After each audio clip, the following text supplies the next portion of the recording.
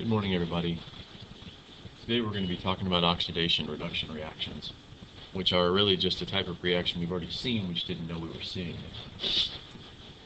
An oxidation reduction reaction is where a reaction in which there's an exchange in the number of electrons in atoms of a certain type.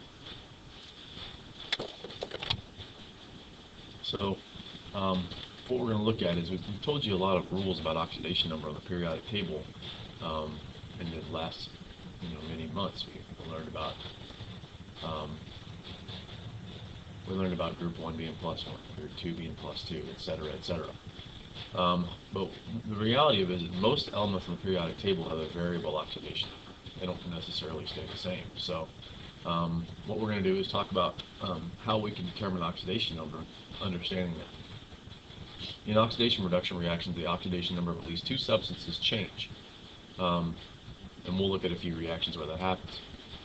The oxidation number is the charge in an atom or ion. If I say I have elemental copper, copper has a 0 charge. If I write nothing here, I have to assume it has a 0 charge. Okay? But copper, when it's bound to sulfate, has a charge. We know that sulfate carries a -2 charge. Therefore, if copper is bonded to sulfate, and it's just one copper here, then that copper must have a charge of +2, because a total atom's charge is going to be 0. Oxidation numbers vary depending on the substances that surround an atom. So, what that means is, if you have elemental sodium under mineral oil, okay, and sodium is very reactive, but if I surround that big chunk of sodium with mineral oil is not reactive. That sodium is going to stay in perfect state, no change. But if you put sodium around almost anything else on Earth, air, water, that sodium is going to react, and it's going to give away its electrons, and all of a sudden you're going to have sodium rapidly giving electrons to the atoms around it. So electrons are being donated all around. You have a giant reaction on your hands. Okay, so if this is the most extreme example, but what we can talk about is something that we're a little familiar with. We've seen that iron can have more than one charge depending on what things are around it. So we'll talk about that as we move forward. Sorry for the blank page. So in order to do these, to understand oxidation numbers that are variable, we have to have a few oxidation numbers that we know are not variable. Lone atoms, anything not bonded in a reaction. If I just have, an atom of sulfur plus sodium chloride, that's sulfur. Because it doesn't have a charge written here, has no charge, its oxidation number is 0. Diatomic molecules, the Hofrinkel elements, also have a charge of 0. Good old rule we already know, elements in group 1, when they're in a compound, they must be bound to something, hydrogen or sodium, +1. Same for group 2, a known rule. We already understand that group 2 elements almost always have a +2 charge. And then only a couple more faithfuls we know. Aluminum is always going to be +3. And then oxygen, when it's bound in a compound, okay, not alone, not diatomic oxygen, but when it's in a compound, is -2 except for one condition. And that one condition is the peroxide ion. But we're not going to bother with the peroxide ion a lot. So,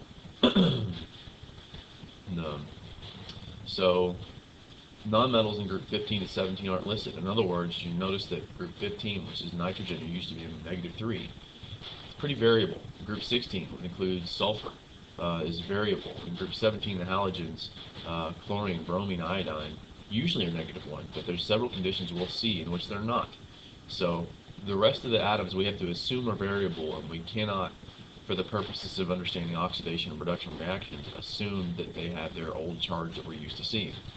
These 6 rules are the rules we have to work with. Okay? So the sum of all oxidation numbers in a compound is always going to be 0. Okay? Always going to be 0. If I have a substance like sodium sulfate, and I need to find the charge on sulfur, we know that oxygen is always -2. We know that sodium is always +1. We can use that information to discover sulfur's charge. If I had 4 oxygens, each with a -2 charge. I multiply -2 times 4, and that tells me I have an overall -8 charge here. If I multiply the two sodiums by their +1 charge each, I know I have an overall +2 charge. Now I just said the sum of all oxidation numbers in a substance must be 0 as long as it's not an ion. Then these three values must equal 0. So I have +2 and -8. What would sulfur have to be to make this whole thing equal to 0? And the answer is +6. So in sodium sulfate, sulfur's charge is +6. The sum of all oxidation numbers in an ion is equal to the charge of the ion. So if I just had the sulfate ion and I want to look at sulfur again, the same conditions are true here. The overall charge is its charge, -2. So I multiply 4 by -2 to see that I have an overall -8 charge. What charge must sulfur have in order to make my overall charge -2? And the answer is +6. So in both conditions, sulfur has a +6 charge. And that stands to reason, because this is sodium, which we know to be +1, bound to a sulfate ion. So in these two conditions, we're looking at the same thing. So we're going to do a little practice now. Find the oxidation number of each element in the compound or ion. Well, we already said for chlorine here, diatomic chlorine, that diatomic elements have a charge of 0. So, and we know oxygen in a compound or an ion has a charge of -2. But let's find sulfur's charge here. Overall, we have a -6, and our substance is equal to -2 because it's an ion. So sulfur must be +4. In iron oxide, this is iron 2 oxide, which means iron has a charge of +2, which sort of tells you we already know what oxygen's charge is. Oxygen's -2, iron's +2. How about sulfuric acid? There's SO4 again. What do you want to bet sulfur is +6 here? If I have oxygen at -2 times 4 is -8. Hydrogen is always +1. Remember, group 1 elements are +1. Times 2 is +2. There's sulfur again being +6. So take a minute and attempt these 4.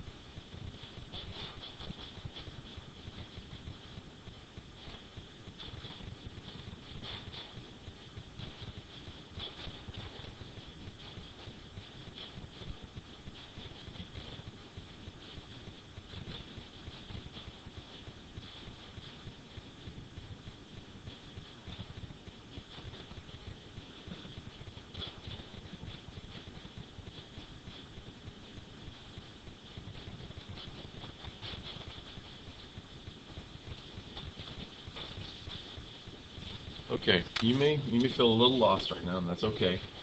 So what I want to do is remind ourselves, and we have to strike out copper 2 chloride. Copper 2 chloride is not a rule, so forget that one. Apologies. Let's do phosphorus acid. Oxygen is -2 times 3 is -6. What's hydrogen? Group 1 plus 1, +3. So in this case, phosphorus must be +3 to make the whole substance equal to 0. Here we have another ion. Keep in mind with ions, the total charge is whatever that ion's charge is. So we're not trying to get to 0. We don't know chromium's charge. Oxygen, though, is always -2 times 7 is -14. So what must chromium's charge be to offset this -14 to make -2? How about +12 for both the chromiums, which means each chromium, because we have 2, is +6.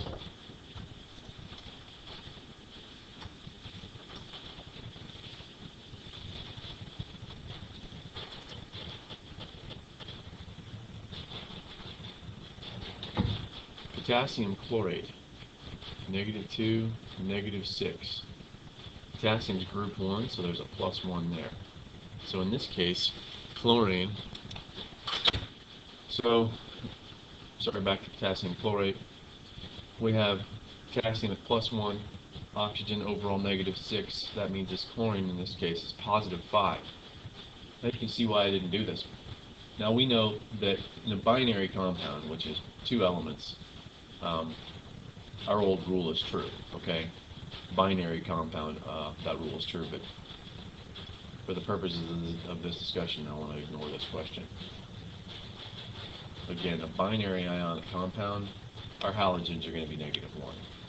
But when we have polyatomic ions involved, like this case here, you can see chlorine that we're used to being -1 is now +5, which is a strange thing. But since this is binary, then chlorine's -1, making the overall -2, and copper in this case is +2. Binary meaning there are two atoms there, two types of atoms. So, when we look at chemical reactions, how do we know if they're redox? Well, pretty simple. Any reaction that contains a lone element or a diatomic molecule is always going to be redox. And the reason is, if it's written in the reaction, it's going to react. Okay? That's why we had to assess our single and double replacement reactions to see if there was a change. But if we have a lone element as part of a reaction, it's going to react, and therefore it's going to bond something. And a lone element has a charge of 0, like, let's say, for example, sodium. And let's say it's reacting with chlorine, which also has a charge of 0. Well, those are lone elements, and when they form sodium chloride, each one of them has a new charge. So you see sodium went to +1, you see chlorine went to -1. That's different. There's a difference in charge across the reaction. That means this is an oxidation and reduction reaction. Sodium has lost an electron. That's called oxidation. And chlorine has gained an electron. That's called reduction. Okay? Now, we're not going to take this concept much further than that in chem, but what you need to understand is that's what we're looking for, is a change in oxidation number. So the dirty work is we have to look at our reaction and find the oxidation number of each element in the reaction. If any element's oxidation number is different between reactants and products, we have an oxidation and reduction reaction. And what's important to understand is if it's redox, there is an oxidation happening and there's a reduction happening. There have to be both. If somebody loses an electron, something has to gain it. We're still dealing with law of conservation of matter. Write the reaction type in the blank. If it's redox, check the box and circle the element whose charge is changing. Elements whose charge are changing. This reaction, we have one thing becoming two. This is our prototypical decomposition reaction. In this case, 0 and chlorine have their charges of 0. But on the reactant side, we have lithium at +1, chlorine at -1. So we have a lithium gaining, which is reduction. We have oxidation happening between chlorine. So there we go. That is redox. Well, looks like down here we have an ionic compound and an ionic compound forming two different ionic compounds. That looks like double replacement. Now we already said this rule during our TOGL. Sorry, that's incorrect. The rule in the TOGL was we learned that double replacement reactions aren't redox. And there's no reason to change our minds on that. That's true. I'm writing down the oxidation numbers for each substance in this reaction. Sodium's group 1, it's +1. Times 2 is +2, which means sulfur must be -2. Aluminum's +3, which means that each one of these chlorines must be -1. +1, -1, +6, we'll do +3. So, -2. Nobody changes. Every component stays the same, not redox.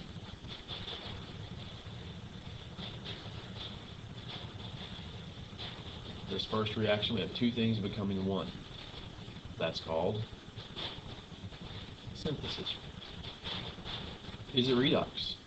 Like I said, if you see lone elements, it's redox. And I want you to see potassium is +1, therefore that's -1. Potassium has lost an electron. Remember, oxidation. Iodine has gained 1. It's reduction. Redox. In this reaction, what we need to understand is that it's a combustion reaction. We see hydrocarbon and oxygen.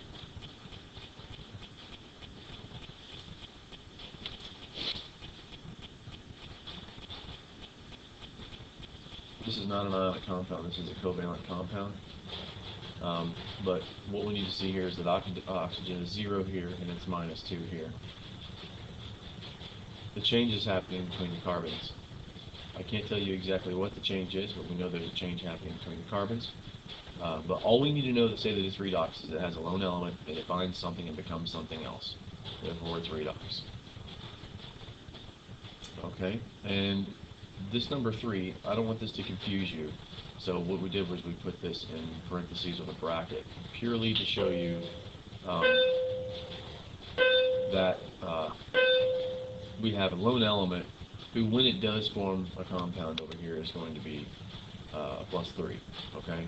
And so is this. But since it's a lone element right now, its charge is 0, same as here. Binary compound, chlorine's -1. And so silver's +2 here. Platinum is +3 here. No, this is clearly a mistake. Hack through this in your notes. Hack through this in your notes. Completely ignore that question. Sorry guys. Garbage question. So we have a couple more practice questions. Solid magnesium oxide decomposes. Magnesium oxide decomposes. Well, it's going to break into its elements. Common sense. Here comes magnesium. Here comes oxygen. Am I done? No. So I've got my balanced reaction now. Magnesium here is 0. Oxygen here is 0. Both of those changed. Reaction type again. It's decomposition. It says in the question. It's clearly redox. What kind of reaction do we have if we have aqueous radium fluoride and aqueous potassium hydroxide?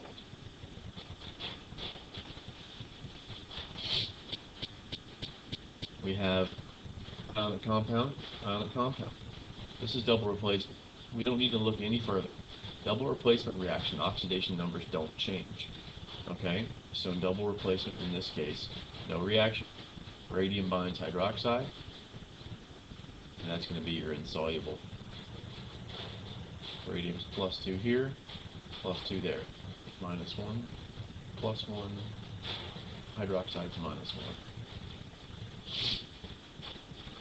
And since that polyatomic ion's intact, we really don't need to assess its oxygen and hydrogen status, other than to say oxygen is obviously -2 and hydrogen's +1. That doesn't change because it's still a polyatomic ion.